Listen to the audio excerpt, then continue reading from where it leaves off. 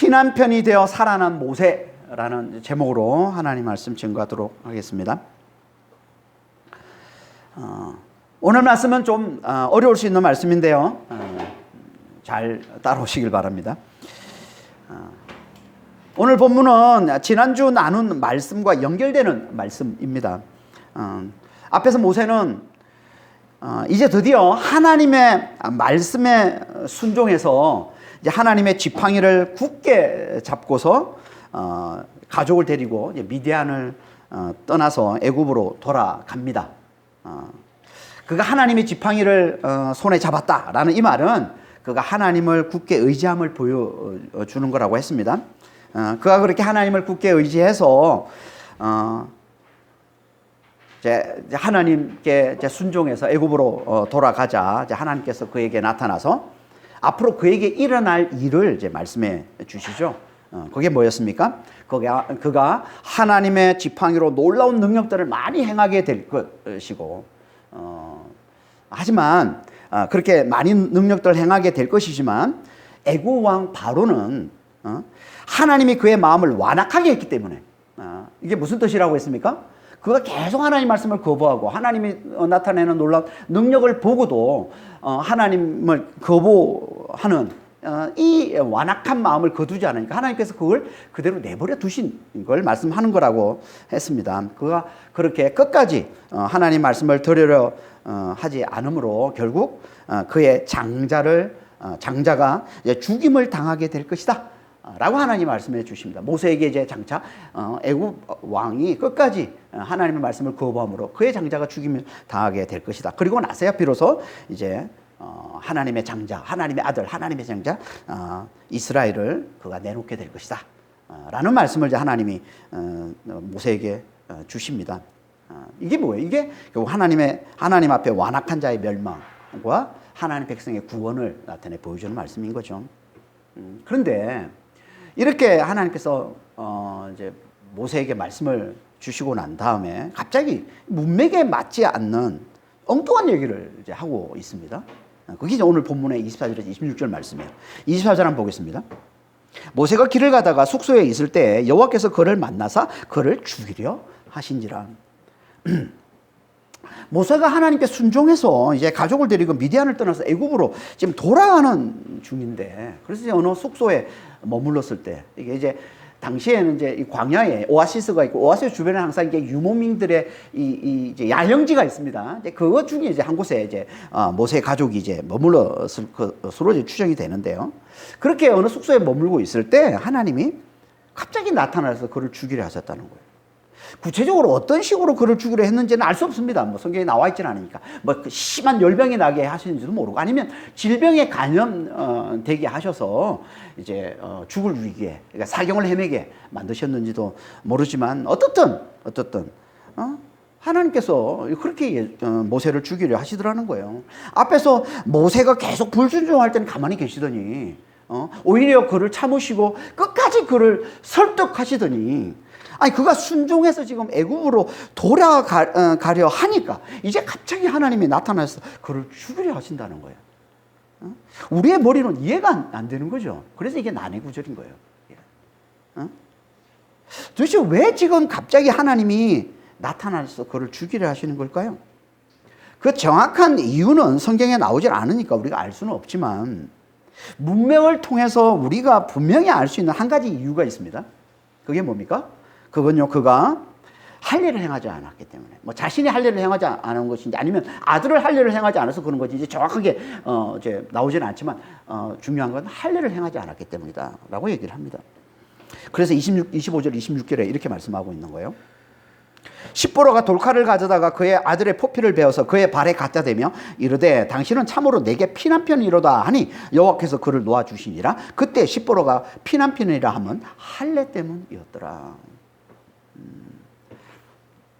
그러니까 하나님이 치셔서 이제 모세가 사경을 헤매니까 십보로가 어떻게 알았는지 아들의 포피를 베어서 모세의 발에 갖다 대고는 당신은 나의 피난편이다 라고 말을 하자 하나님께서 모세를 살려주시더라는 거예요.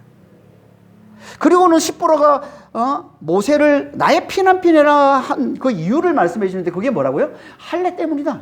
할례 때문이다. 이렇게 얘기를 하고 있습니다. 그러니까 피남편이라는 말은 무슨 말이라는 거예요? 할례의 피를 통해 얻은 남편, 이런 뜻이라는 거예요. 할례의 피를 통해서 얻은 남편. 여기 남편이라는 이 단어가요, 성경에서는 항상 사위 또는 신랑이라는 뜻으로 쓰이는 단어입니다. 남편이라는 뜻으로 쓰인, 여기서만 쓰인 거예요. 다른 데는 다 신랑 또는 사위 이런 뜻으로 쓰인 단어예요. 그러니까 이건 정확히 말하면 할례의 피를 통해서 새롭게 얻은 나의 새 신랑, 이런 뜻입니다.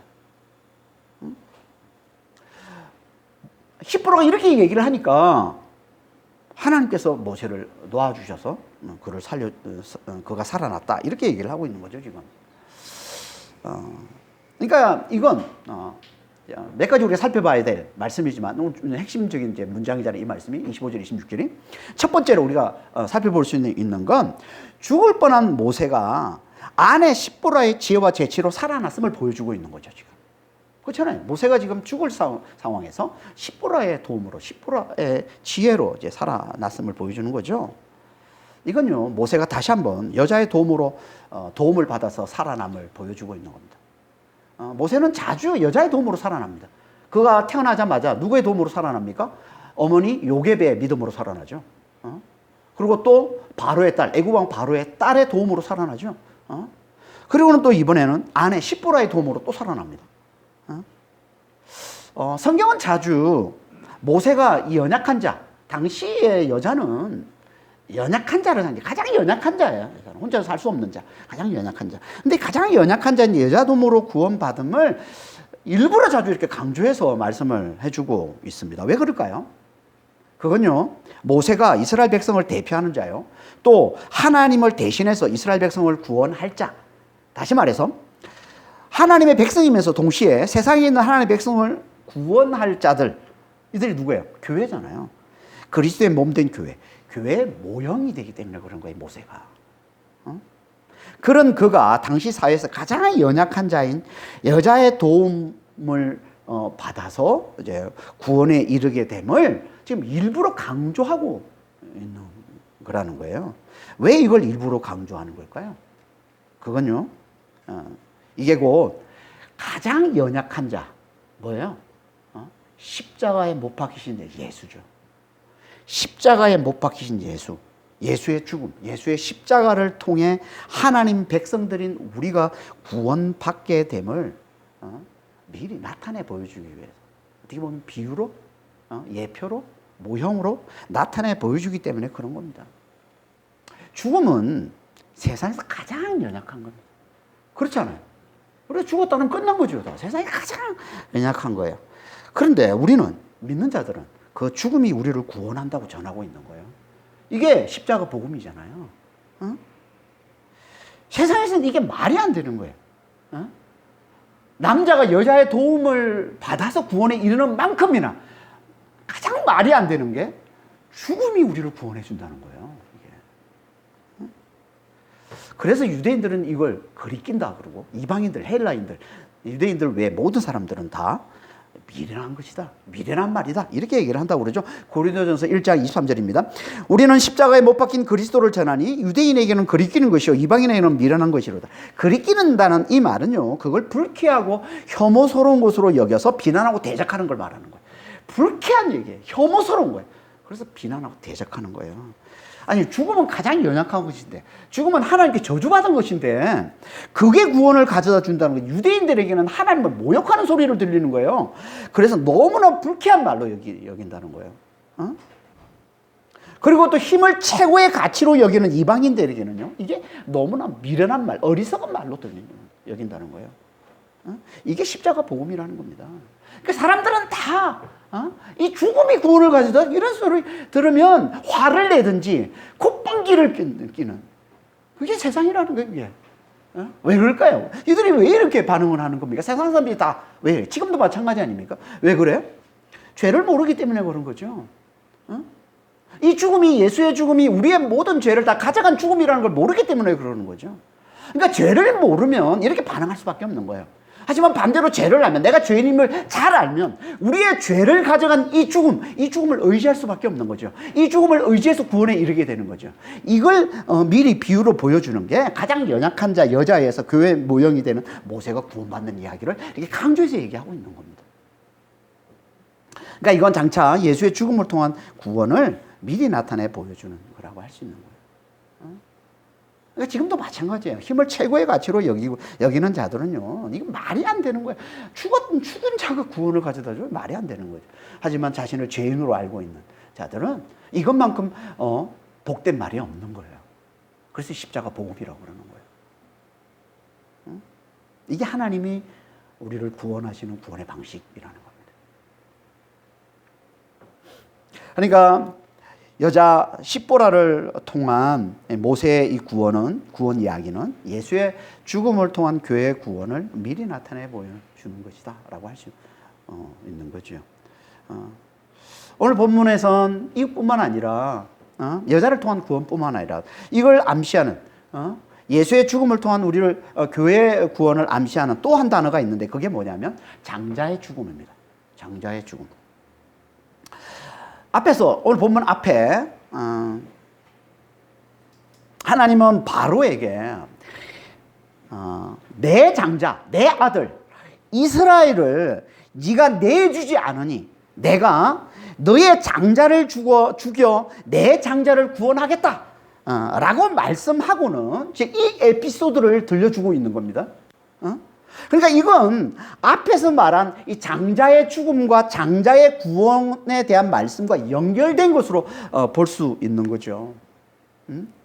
그래서 그 말씀을 하고는 너의 장자를 죽여 내 장자를 내가 구원해내겠다 라고 얘기를 하고는 십보라가 그의 아들의 표피를 베어서 모세의 발에 갖다 댐으로 모세를 살렸다라고 얘기를 하고 있는 겁니다. 이 아들의 표피를 베어. 이 아들이 누굴까요? 모세의 아들 중에 두 아들이 있습니다. 장자 게르솜과 차자 엘리에셀 두 아들이 있는데 둘 중에 누굴까요? 정확히 알 수는 없어요. 성경에 나와 있지는 않으니까. 그래서 신학자들 사이에도 의견이 좀 분분하게 한데 문맥을 보면 누구겠어요? 당연히 장자를 말하는 거죠. 장자 게르솜. 왜냐하면 장자를 죽여 장자를 살리는 얘기를 하는 문맥 속에 지금 갑자기 툭 이 얘기가 나오는 거니까 우리가 문맥을 통해 그렇게 봐야 되는 게 맞는 거겠죠. 그러니까 이건 장자의 죽음으로 아들의 포피를 벤다는 말은 이게 할례잖아요. 포피를 베는 생식기 포피를 베는 이것은 결국은 죽음을 상징하는 겁니다. 진짜 죽일 수는 없으니까 그걸 상징해서 보여주는 게 이게 포피를 베는 할례란 말이에요. 그러니까 장자의 죽음을 나타내는 거예요. 이건 지금.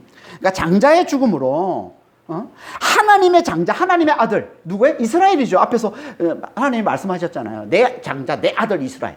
그러니까 이스라엘을 대표하는 모세가 살아나는 그런 행국인 겁니다. 지금 장자의 죽음으로 하나님의 장자 이스라엘을 대표하는 모세가 살아나는 그 얘기를 지금 하고 있는 거예요. 지금. 그러니까 이건 장자의 죽음 안에서 하나님의 장자, 하나님의 백성 이스라엘, 신약으로 하면 교회가 구원 받는 이야기를 하고 있는 겁니다. 이렇게 죽음으로 말미암아 교회의 구원을 가져다 주는 장자가 누굽니까? 당연히 예수님이죠.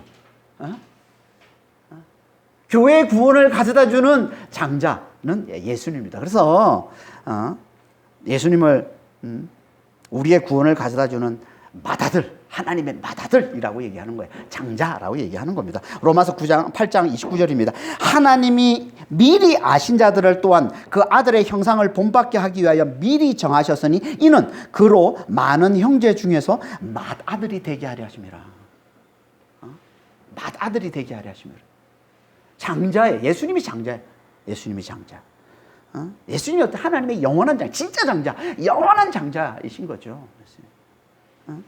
그러니까 여기 장자의 죽음으로 모세가 살아나는 이야기는 곧 하나님의 진정한 장자, 하나님의 영원한 장자이신 예수의 죽음으로 말미암아 하나님의 백성, 곧 하나님의 아들, 하나님의 장자인 교회, 우리가 다시 살아남을 나타내 보여주는 거라고 할 수 있습니다. 우리는 다 예수를 믿음으로 말미암아, 그러니까 맏아들 예수, 장자이신 예수를 믿음으로 말미암아 그 안에서 다 장자가 된 자들입니다. 장자가 뭐예요? 하나님의 나라를 기업으로 원래 장자라는 게 아버지의 유산을 물려받고 아버지의 기업을 물려받는 자가 장자잖아요. 그러니까 하나님의 장자는 하나님의 기업, 하나님의 나라를 물려받는, 하나님 나라에서 최고의 지위를 누리는 자, 이게 장자인 거예요. 하나님 나라에서 최고의 지위를 누리는 자들, 이게 장자예요. 영원토록 하나님의 장자가 되신 분이 예수님이신 것이고, 우리는 다 그 안에서, 예수님 안에서 우리도 다 장자가 되는 거예요. 하나님의 나라를 기업으로 물려받고 그 하나님 나라에서 영원토록 최고의 지위를 누리며 사는 자들이 되는 겁니다. 그래서 우리를 장자라고 부르는 거예요. 히브리서 12장 23절, 22절, 23절에 보면 너희가 이룬 곳 시온산 이라고도 하고, 또 살아계신 하나님의 도성, 하늘의 예루살렘, 이게 천국을 하나님 나라를 얘기하는 거잖아요. 이걸 또 다른 말로 뭐라고 그래? 23절에 하늘의 기로 장자들의 모임이라고 그러는 거예요. 우리가 다 장자들이에요. 왜 우리를 장자라고 그래요? 하나님 나라를 기업으로 물려받은 자, 하나님 나라에서 최고의 지위를 영원토록 누리며 살 자가 누구 안에서? 예수, 영원한 장자이신 예수 안에서. 그래서 우리를 장자라고 부르는 겁니다.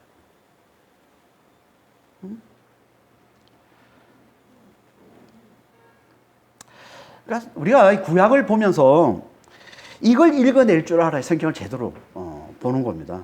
다시 말해서 구약은요, 신약의 눈으로 봐야 제대로 보는 거예요. 구약은. 그래서 예수님이 그러신 거예요. 요한복음 5장 39절에 너희가 성경에서, 예수님 당시에 성경은 하나밖에, 뭐예요? 구약이죠. 구약밖에 없어요. 신약은 당시에 없습니다. 신약은 그 후에 쓰여진 게 신약이니까. 예수님 당시에는 구약밖에, 그게 성경이라고 그런 거예요. 너희가 성경에서 영생을 얻는 줄 생각하고 성경을 연구하거니와 성경이 곧 내게 대하여 증언하니라. 성경은 예수님이 얘기하는 거예요.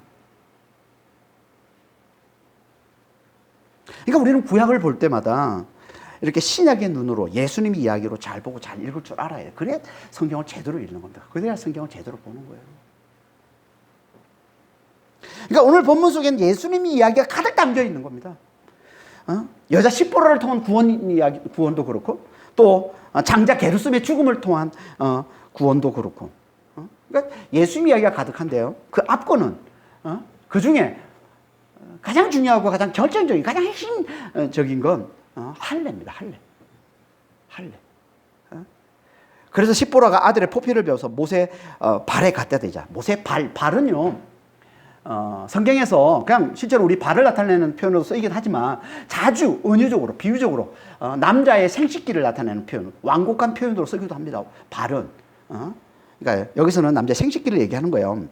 그래서 모세 발에 갖다 대며 당신은 나의 피난편이라고 하자 하나님께서 모세를 살려주셨다고 하는 겁니다. 나의 피난편. 당신은 나의 피난편. 이게 무슨 뜻이라고 했습니까? 할례의 피를 통해 얻은 나의 신랑이라는 말이 그랬죠. 할례 피를 통해서 얻은 나의 신랑. 그러니까 이 말은 십보라가 모세가 아들에게 할례를 행하지 않음으로 하나님의 진노를 사서 지금 이렇게 사경을 헤매게 된 이 일이 벌어졌다고 알고서 모세를 변호하며 하는 말이에요. 모세를 변호하면서 당신은 할례를 통해 내가 얻은 새 신랑이다. 나의 새 신랑. 내가 새로 얻은 자다. 이런 말이에요. 할례의 피를 뿌린 나의 새 신랑이다. 이런 말이에요. 지금. 그러자 이 말을 듣고 하나님이 그를 살려주셨다는 거예요. 그러니까 이 말씀은 곧 무슨 말이에요? 하나님께서 할례를 대단히 소중하게, 대단히 중요하게 여기고 있음을 보여주는 사건인 거죠. 이 사건이. 할례를 대단히 중요하게 여기고 있다는 거예요. 근데 이걸 십보라가 어떻게 알았을까요? 십보라가 이걸 알았다는 거예요. 아니, 이방인인데, 할례를 잘 몰랐을 이방인인데, 당시에 이방인 중에, 이방인도 할례를 행했습니다. 근데 이방인이 행하는 할례는 성인들을 이제 할례를 행하는 거고, 이제 유대인들은 난지 8일 만에 이제 할례를 행하는, 좀 차이가 있긴 있지만, 이방인들도 할례를 행하는 이방인도 있었고, 하지만 대부분은 할례를 몰랐어요. 할례를 잘, 하질 않았습니다. 할례를. 그러니까 지금 이 십보라도 할례를 잘 몰랐을 것이고, 할례를 잘 행하지 않았던 그런 이방인인데, 근데 이걸 어떻게 알았을까요? 당연히 이건 모세를 통해서 들었기 때문에 알았어요. 그러니까 모세와 함께 살면서 오랫동안 40년간 함께 살았는데 어느 순간 얘기하지 않았겠어요? 모세가 자기 얘기, 자기 나라, 자기가 누군지, 자기 나라 이스라엘에 대해서, 하나님에 대해서도 얘기했을 것이고, 그러지 않았겠습니까? 그러면서 당연히 하나님께서 이스라엘 하나님의 백성이라는 얘기도 했을 것이고, 그 이유가 하나님께서 이스라엘과 맺은 언약 때문이다 라고 얘기를 했을 것이고, 특히 그 언약, 중에서도 아브라함과 맺은 언약을 얘기하면서 아브라함과 그 언약의 표징으로 할례를 주셨다라는 얘기도 충분히 나눴을 거예요. 할례는 언약의 표징으로 하나님과 이스라엘이 하나님의 백성, 그들의 하나님이 되고 그들은 하나님의 백성이 된다는 그 언약의 표징으로 주신 게 할례잖아요. 창세기 17장 8절에서 14절입니다. 내가 너와 내 후손, 아브라함에게 하시는 말씀이 하나님이 내가 너와 너의 후손에게 네가 거류하는 이 땅 곧 가나안 온 땅을 주어 영원한 기업이 되게 하고 나는 그들의 하나님이 되리라. 하나님이 또 아브라함에게 이르시되 그런즉 너는 내 언약을 지키고 너의 후손도 대대로 지키라. 너희 중 남자는 다 할례를 받으라. 이것이 나와 너희와 너희 후손 사이에 지킬 내 언약이니라. 너희는 표피를 베어라. 이것이 나와 너희 사이의 언약의 표징이니라. 할례를 받지 아니한 남자 곧 그 표피를 베지 아니한 자는 백성 중에서 끊어지리니 그가 내 언약을 배반하였습니다. 이게 아브라함과 맺은 언약이고 아브라함에게 준 언약의 표징이라는 거예요. 모세는 이 언약을 부모로부터 듣고 알았을 것이고 그리고 이걸 십보라에게 전했을 거라는 거예요. 하지만 그러고도 그는 아들에게 할례를 행하지 않았다는 거예요. 할례를 알면서 할례를 행하지 않았어요, 아들에게. 왜 그랬을까요? 그건 아마도 그가 할례를 행하지 않는 이방인 가운데 나그네로 오래 살면서 유대인의 전통인 이 할례에 대해서 소홀히 여겼기 때문일 수도 있고요. 이방인 가운데 살면서 이 할례에 대한 소중함을 잊어버리고 그걸 소홀히 여겼을 수도 있고, 또 하나는 이방인 십보라가 그걸 불쾌하게 여겨서 이걸 받아들이지 않았을 수도 있어요. 그렇잖아요. 보통 지금도 우리 마찬가지 아닙니까? 할례를 행하지 않는 사람들은 할례를 보면 혐오스럽게 여기는, 불쾌하게 여기고 혐오스럽게 여기는 가능성이 많이 있습니다. 할례에 대해서. 그걸 받아들이지 않았을 수도 있는 거예요. 그러니까 정확한 이유는 알 수 없지만 그렇게 모세와 십보라는 할례는 알았지만 아들에게 할례를 행하지 않았던 거예요.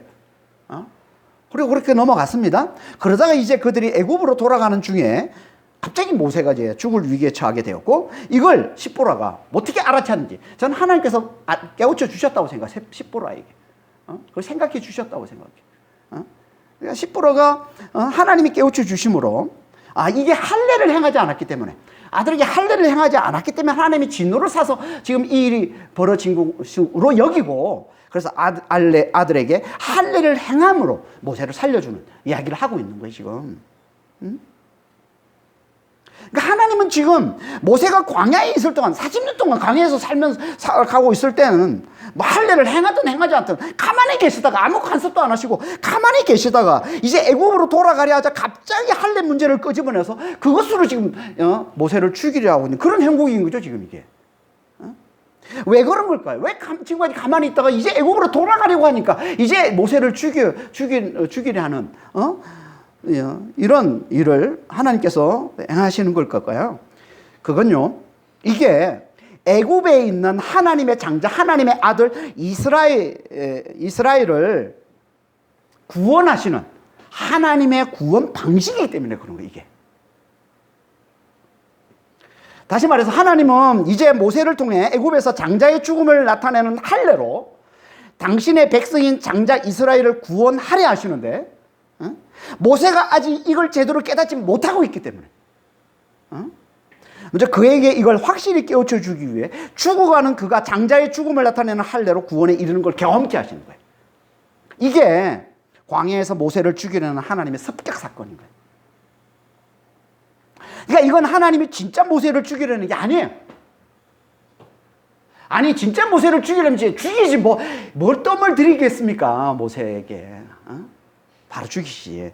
이거는 모세를 죽이는 얘기야. 이건 진짜 죽이는 거라면 이건 말이 안 되는 거죠. 앞에서 그렇게 모세를 설득하고 5번씩이나 그렇게 불순종하는, 불순종할 때 이미 죽이셔야죠. 죽이려면. 그렇게 설득해서 이제 겨우 순종해서 애굽으로 가고 있는데 그런 그를 갑자기 나타나서 죽이신다? 말이 안 되는 거예요. 진짜 죽이려고 한다면. 그러니까 이건 진짜 죽이려는 게 아니에요. 모세가 제대로 깨닫지 못하고 있는 하나님의 구원 방식을 깨우쳐주려고 그러는 거예요. 장자의 죽음을 통해서 내 장자 이스라엘을 구원하는 게 이제 하나님의 구원 방식인데, 이걸 모세가 제대로 깨닫지는 못하고 있으니까 그걸 경험케 해서 모세 자신이 그걸 경험해서 그걸 확실히 깨닫게 해주고 그걸 통해서 이스라엘 백성을 구원해 내심을 알려주려고 하시는 거예요, 확실하게. 모든 애굽 사람들이 다 모든 장자들이 다 죽어갈 때 왜 이스라엘 장자들만 살아남아? 어떻게 살아남을 수 있어?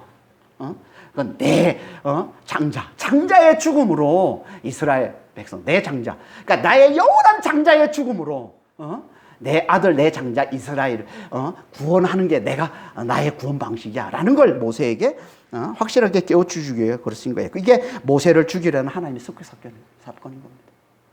이건요, 성경에 하나님의 습격 사건이 2번 나오는데 이 모세를 죽이는 하나님의 습격 사건과 함께 또 하나 성경에 나오는 하나님의 습격 사건인 창세기 32장의 야곱 이야기가 비슷합니다. 창세기 32장에 보면은 야곱도 형 에서를 만나러 가는 중에 이제 에서를 두려워하면서 막 지금 엄청 내무 공세를 펴면서 이제 에서를 만나러 가는 상황이잖아요. 그 중에 다 보내고 나서 혼자 한밤중에 야복강에 혼자 남아 있을 때 하나님이 그를 찾아오죠. 야곱을 찾아와가지고 하나님 그를 죽이려는 씨름 사건이 벌어집니다. 하나님과 모세, 야곱의 씨름 사건. 이게 창세기 32장에 나오는 야복강가 이야기인 거죠.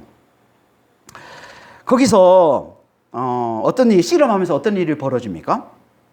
하나님이 그의 환도뼈를 쳐서 어긋나게 하시고는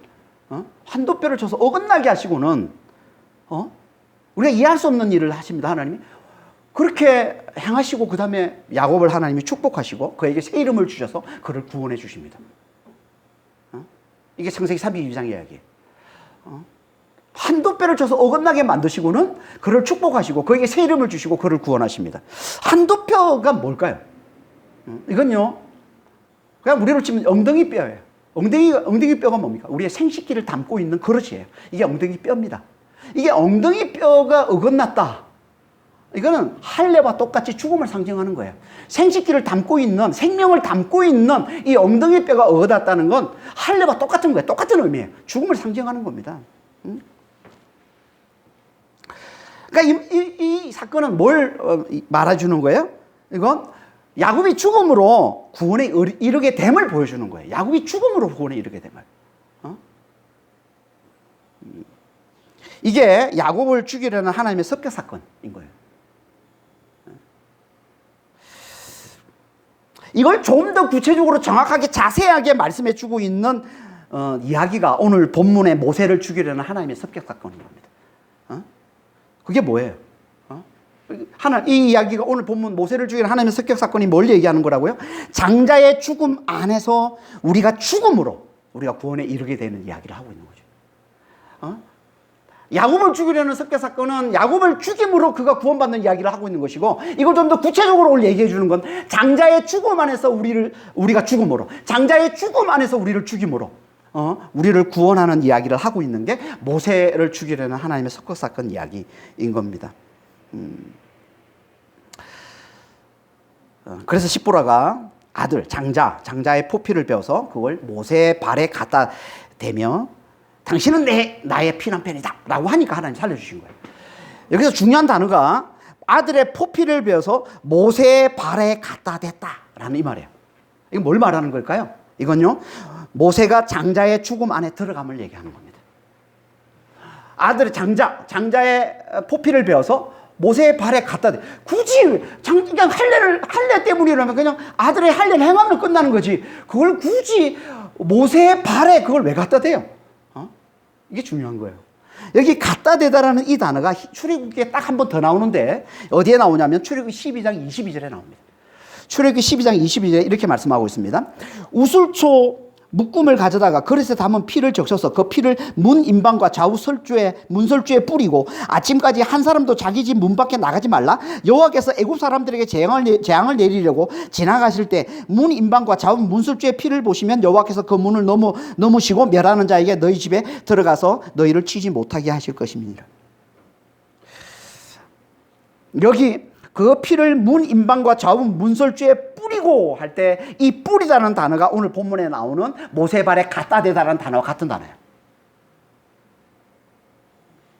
출애굽 12장의 이 말씀은요, 하나님의 애굽을 심판하시는데 9번 하나님 심판하시기에 마지막 최종 심판에 남겨두고 있는, 그게 뭐예요? 애굽의 장자들을 다 하나님이 멸하시는 거죠. 죽이시는.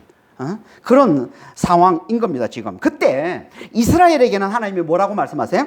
어린 양을 잡아서 그 피를 문이 임방과 문설주, 좌우 문설주에 뿌리게 하시고, 여호와께서 재앙을 내릴 때, 모든 애굽에 있는 모든 장자들을 다 멸하실 때 그 피를 보고는 하나님 넘어가신다는 거예요. 그 집은 건너뛰신다는 거예요. 그래서 6월절이라고 그러는 거예요. 패스오버, 넘어가다. 이게 6월절이에요. 넘어가는 거예요. 피를 보고 넘어가시는 거예요. 거기는 공격 안 하세요, 하나님이. 죽이잖아요. 그 집에 있는 장자는 죽이잖아요.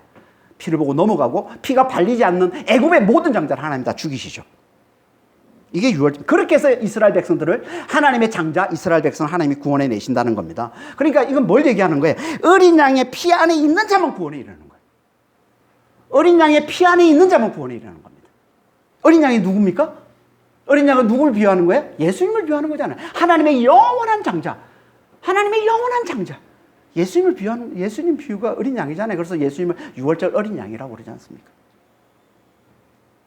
그러니까 이건 하나님의 영원한 장자이신 예수의 피 안에 있는 자만, 다시 말해서 예수의 죽음 안에서 내가 함께, 그와 함께 죽었음을 알아보는 자만 구원의 이름을 말씀하고 있는 거예요. 이게 할례. 이게 할례라는 거예요. 할례는, 진짜 할례는 생식기 포피 끝을 잘라내는 게 아니에요. 진짜 할례는 예수의 죽음 안에서 내가 함께 죽었음을 알아보는 거. 이게 진짜 할례라는 거예요. 그래서 모세도, 선지자 예레미야도, 사도 바울도 이걸 알아보는 마음의 할례가 진짜 할례라고 강조해서 얘기를 하는 거예요. 신명기 30장 6절입니다. 너의 하나님이 여호와께서 너의 마음과 너의 자손의 마음의 할례를 베푸사. 예레미야서 4장 4절에 너희는 스스로 할례를 행하여 너의 마음 가죽을 베고 나 여호와께 속하라. 로마서 2장 29절에 오직 이면적, 표면적 말고 겉으로 드러나는 게 아니라 이면적, 속에 있는, 보이지 않는 유대인이 유대인이며 할례는 마음에 할지니 영에 있고 율법 조문에 있지 아니하니라. 할례는 마음에 할지니, 이 마음의 할례, 이게 진짜 할례라는 거예요. 이 마음의 할례가 뭐라고요? 이게 예수의 죽음 안에서 나의 죽음을 알아보는 거예요. 다시 말해서 예수와 함께 내가 죽었음을 알아보는 거예요. 이게 진짜 할례라는 겁니다. 이게 마음의 할례. 그래서 골로새서 2장 11절에 이렇게 말씀하고 있는 거예요. 그 안에서 너희가 손으로 하지 아니한 할례를 받았으니, 이게 마음의 할례인 거죠. 손으로 하지 아니한 할례를 받았으니 곧 육의 몸을 벗는 것이요 그리스도의 할례니라. 너희가 세례로, 할례와 세례를 같은 의미로 지금 얘기하고 있는 거예요. 골로새 2장에서 너희가 세례로 그리스도와 함께 장사되고 또 죽은 자들 가운데서 그를 일으키신 하나님의 역사를 믿음으로 말미암아 그 안에서 함께 일으키심을 받았느니라. 부활을 사는 자가 됐다는 얘기예요, 지금. 그러니까 그리스도의 할례, 그리스도 할례가 뭐예요? 그리스도의 죽음 안에서 그와 함께 죽은 자가 되는 것, 육의 몸을 벗는 것. 이게 손으로 하지 않은 마음의 할례인 것이고, 그런 그는 이제 믿음 안에서 그리스도와 함께 일으키심을 받은 자, 곧 부활을 사는 자가 된 구원에 이른 자라는 거예요. 이걸 오늘 본문에서는 아들의 포피를 베어 모세의 발에 갖다 대며 나의 피난편이라고 하자 하나님께서 그를 살려주셨다라고 말씀하는 이야기인 겁니다.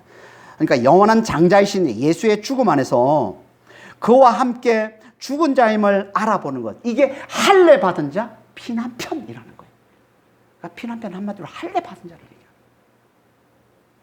할례 받은 자. 그러면 구원에 이른다는 거예요. 그러면 예수의 부활 안에서 함께 부활을 사는 자가 된다는 거예요. 예수와 함께 죽었으면 예수의 부활에 함께 동참해서 부활을 사는 자가 된다는 거예요. 이게 구원이라는 거예요. 그러니까 우리는 예수 안에서 잘 죽고서 예수 안에서 잘 살아나는 자가 되면 되는 거예요. 예수 안에 잘 죽는 자가 잘 사는 자가 되는 거예요. 세상에서 웰빙만 웰빙하는데 웰빙은 절대 안 됩니다. 웰다잉이 없으면 잘 죽어야 잘 사는 거예요. 성경 그 얘기하는 거예요. 그게 할례 이야기고 그게 피난편 이야기고 그게 예수 십자가 이야기란 말이에요. 예수 안에서 죽은 자임을 잘 알아보고 예수와 함께 죽은 자임을 잘 알아보고 그래서 이제 내가 사는 게 아니라 내 안에 그리스도가 사는 자임을 잘 고백하는 마음의 할례를 받은 자, 이 피난편이 된 자가 되어서 그런 자에게 하나님이 주시는 이 놀라운 구원, 부활을 사는 그리스도께서 부활하신 것처럼 그렇게 믿음 안에서 부활을 사는 이 놀라운 축복을 누리는 자가 되기를 우리 하나님이 원하시는 겁니다. 그런 믿음의 성도들이 다 되시길 바랍니다. 잘 죽어야 잘 삽니다. 이게 진리예요. 이게 예수를 믿는 믿음이란 말이에요. 예수 안에 잘 죽으면 예수님이 우리를 통해서 잘 살아요. 예수님의 지혜와 예수님의 힘과 예수님의 능력과 예수의 생명으로 자유와 기쁨과 평강을 누리면서 잘 살게 되는 겁니다. 하나님은 이걸 깨달은 자를 통해 친히 당신의 뜻을 이루어 가십니다. 그래서 이제 장자의 죽음을 통해 구원의 이름을 확실히 깨달아서 순종하는, 이제 이걸 깨닫고서 잘 순종하는 자가 된 모세가, 잘 순종하는 모세에게 이제 사람을 붙여주시고 환경을 붙여주셔서 하나님께서 친히 당신의 뜻을 이루어 가십니다. 이게 27절 이하의 말씀이에요. 27절 28절 보겠습니다. 여호와께서 아론에게 이르시되 광야에 가서 모세를 맞으라 하시매 그가 가서 하나님의 산에서 모세를 만나 그에게 입맞추니 모세가 여호와께서 자기에게 분부하여 보내신 모든 말씀과 여호와께서 자기에게 명령하신 모든 이적을 아론에게 알리니라. 이제 이 이후로 등장하지 않습니다. 십보라와 아들들은.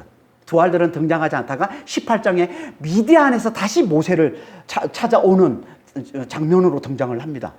그래서 많은 이제 학자들은 이 사건, 하나님의 습격 사건을 겪고 난 후에 십보라와 두 아들들은 다시 미디안으로 돌아간 것으로 보통 이제 그렇게 해석하기도 합니다. 그러나 모세에게 하나님은 그가 외롭지 않도록 이제 신실한 동역자를 미리 준비시켜서 보내주시는데 그가 누구예요? 아론. 그러니까 하나님은 미리 이걸 다 아시고 하나님께서 미리 아론을 준비시켜서 이제 모세를 맞이하러 가라라고 이제 하신 거죠. 어디서 만났다고 합니까? 하나님의 산. 하나님의 산이 어디예요? 우리가 3장 1절에서 살펴봤던 가시떨기의 불꽃으로 나타나신 하나님을 만난, 모세가 하나님을 만난 호렙산을 얘기하는 거예요. 호렙산.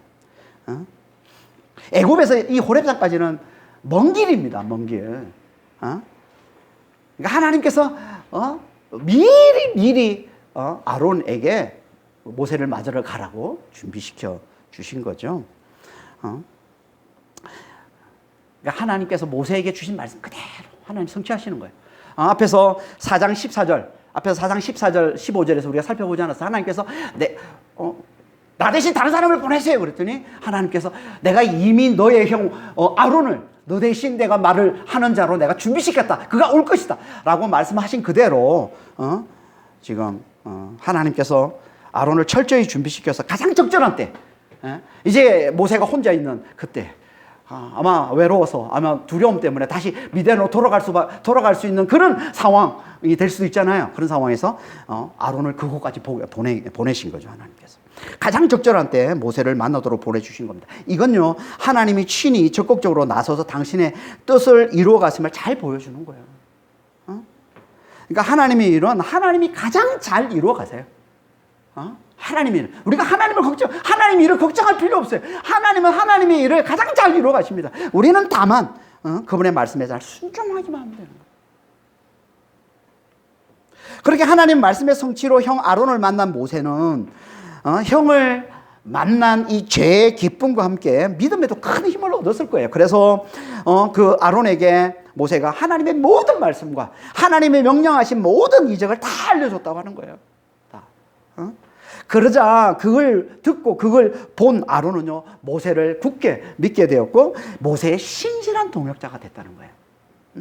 그래서 함께 애굽으로 가서 장로들을 모으고는 모세를 대신해서 아론이 하나님 말씀을 전하고 또 아론이 하나님의 이적을 그들에게 다 보여줍니다. 그게 29절 31절 말씀이에요. 모세와 아론이 가서 이스라엘 자손의 모든 장로를 모으고 아론이 여호와께서 모세에게 이르신 모든 말씀을 전하고 그 백성 앞에서 이적을 행하니 백성이 믿으며 여호와께서 이스라엘 자손을 찾으시고 그들의 고난을 살피셨다함을 듣고 머리 숙여 경배하였더라. 이 말씀은 앞에서 하나님의 모세에게 하셨던 말씀을 또 한 번 그대로 이루어 주심을 보여주고 있습니다. 앞에서 3장 16절에서 하나님께서 모세에게 주신 말씀이죠. 장로에게 너가 하나님의 말씀을 전하고 또 이적을 보여주고 그래서 그들이 너를 믿고 함께 바로에게 갈 것이다. 이게 그걸 그대로 이루어 주시고 있는 거죠. 그러니까 이건 하나님의 말씀은 절대 헛되이 땅에 떨어지지 않음을 잘 보여주고 있는 거예요. 이 말씀을 통해 하나님 말씀 그대로 이루어집니다. 그래서 이사야서 55장 11절에 내 입에서 나가는 말은 이와 같이 헛되이 내게로 되돌아오지 아니하고 나의 기뻐하는 뜻을 이루며 내가 보낸 일에 형통하리라. 하나님은 반드시 말씀하신 것 반드시 이루신다는 거예요. 그러니까 우리는 하나님 말씀을 굳게 잘 붙들고 그 말씀에 잘 순종하는 자가 돼야 되는 거죠. 아니 우리가 할 건 그거밖에 없어요. 하나님 말씀을 잘 듣고 그 말씀에 순종하는. 그럼 반드시 하나님께서 우리를 통해서 당신의 뜻을 친히 이루어 가시는 겁니다. 반드시 놀라운 구원을 베풀어 주십니다. 그럼 대체 누가 하나님의 말씀에 잘 순종할 수 있을까요? 누가? 하나님의 말씀에 순종하라고 그런다고 다 순종합니까? 아니잖아요. 하나님 말씀이라 그러면 다 순종합니까? 안 되잖아요. 우리의 모습이 그렇잖아요. 누가 하나님 말씀하셨으니까 순종해 그런다고 순종하는 사람이 어디 있습니까? 안 됩니다. 아무리 우리가 순종하려고 해도 안 돼요. 그 말씀이 그렇게 중요하다고 아무리 강조하고 아무리 강조해도 그거 순종해야 우리가 살아 라고 아무리 얘기를 해도 그냥 안 돼요. 대체 누가 하나님 말씀에 순종을 잘할 수 있을까요? 누가? 그건 당연히 하나님과 친밀한 자입니다. 하나님과 친밀한 자. 하나님과 하나 된 자. 다시 말해서 하나님의 그 사랑과 그 능력을 잘 아는 자. 예수님을 통해서 그리스도를 통해서 보여주신 그 십자가의 사랑과 그 부활의 능력을 잘 알고 잘 깨달은 자. 그 안에 이 하나님의 사랑과 하나님의 능력이신 그리스도가 그 안에 계심을 잘 아는 자. 그와 하나 되어 계심을, 그와 연합되어 계심을 잘 알고 잘 깨닫는 자. 이게 하나님과 친밀함이에요. 우리 이걸 잘 압니까? 예수님이 하나님의 사랑, 하나님의 능력이신, 십자가의 사랑과 그 부활의 능력이 되신 예수님이 우리 안에 들어와 사시는 걸, 나와 하나 되어 사시는 걸 우리가 잘 알고 있습니까? 이렇게 하나님과 친밀한 자가 하나님께 잘 순종할 수 있어요. 이게 다른 말로 하면 뭐예요? 마음의 할례를 받은 자랍니다. 마음의 할례를 받은 자. 예수와 함께 내가 죽었음을 잘 아는 자. 그래서 이제 내가 예수와 함께 부활했음을, 부활하신 예수님이 내 안에 들어와 사심을 잘 아는 자. 이게 할례를 받은 자잖아요. 이게 피난편이란 말이에요.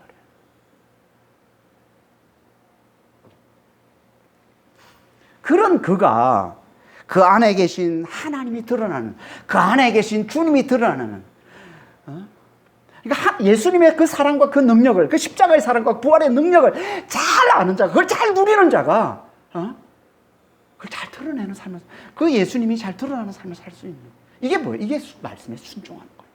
하나님 말씀에 순종하는 거예요.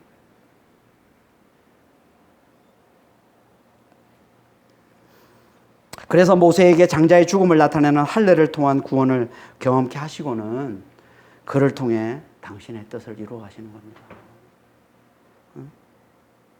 하나님 우리도 마찬가지예요. 하나님 우리도 이 할례를 통한 이 구원, 하나님의 영원한 장자이신 예수의 죽음 안에서 예수와 함께 죽은 자임을 잘 알고, 그래서 이제 부활하신 예수님이 내 안에 들어와 사심을 잘 아는 마음의 할례를 받은 자, 이 피난편이 되어서 정말 예수님이, 우리 안에 사신 예수님이 드러나는 삶을, 하나님 말씀에 잘 순종하는 삶을 잘 살아내는, 그러면 믿음의 사람들이 되기를 원하시는 거예요. 하나님께서 다시 한번 정말 예수의 십자가와 부활을 우리가 잘 붙드시고, 그 십자가의 사랑, 그 부활의 능력이신 예수님이 나와 함께 하심을, 내 안에 들어와서 하심을, 나와 연합하게 계심을, 영원히 나를 떠나지 않고 내 안에서 나보다 더 친밀한 친밀함 속에서 나와 함께 하심을 잘 알고, 그분이 드러나는 하나님께 순종하는 삶을 잘 사는